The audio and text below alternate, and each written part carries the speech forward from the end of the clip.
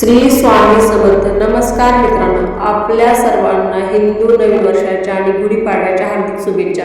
आजच्या या व्हिडिओमध्ये आपण गुढीपाडव्याची पूजा कशी करावी, गुढी कशी उभारावी आणि त्यामागचे धार्मिक महत्त्व काय आहे हे सोप्या पद्धतीने जाणून घेणार आहोत. सर्वात आधी गुढीपाडव्याच्या दिवशी सकाळी लवकर उठून स्नान करावे आणि घर स्वच्छ करावे. घराच्या दारात सुंदर रांगोळी काढावी आणि आंब्याच्या पानाचे तोरण लावावे. यामुळे घरात सकारात्मक ऊर्जा येते असे मानले जाते. आता गुढी उभारण्यासाठी लागणारे साहित्य पाहूया.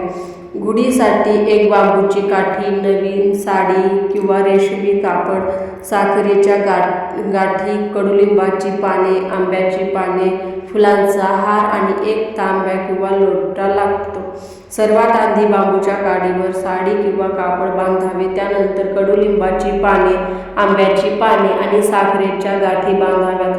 त्यावर फुलांचा हार घालावा. शेवटी तांब्या किंवा लोटे उलटा ठेवावा. अशा प्रकारे आपली गुढी तयार होते. यानंतर घराच्या दाराच्या उजव्या बाजूला गुढी उभी करावी. गुढीला हळदी कुंकू आणि अक्षता वाहाव्यात. फुले अर्पण करावीत आणि अगरबत्ती लावावी. यानंतर देवाला नैवेद्य दाखवावा. या दिवशी पुरणपोळी, श्रीखंड किंवा गूळ आणि कडुलिंब याचा नैवेद्य दाखवला जातो. आपल्या परंपरेनुसार गुढीपाडव्याच्या दिवशी कडुलिंब आणि गूळ खाण्याची प्रथा आहे. याचा अर्थ जीवनात गोड आणि कडू असे दोन्हीही अनुभव येतात आणि आपण ते स्वीकारायला शिकलो. यानंतर देवाची आणि गुढीची आरती करावी आणि सर्वांना नमस्कार करावा. गुढीपाडवा हा सण नवीन वर्षाची सुरुवात, विजय आणि समृद्धीचे प्रतीक मानले जाते.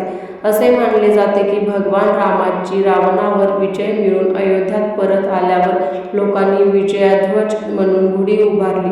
मित्रांनो, तुम्हालाही हा व्हिडिओ आवडला असेल तर व्हिडिओला लाईक, शेअर आणि चॅनलला नक्की सबस्क्राईब करा आणि तुमच्या मित्रांसोबत नक्की शेअर करा.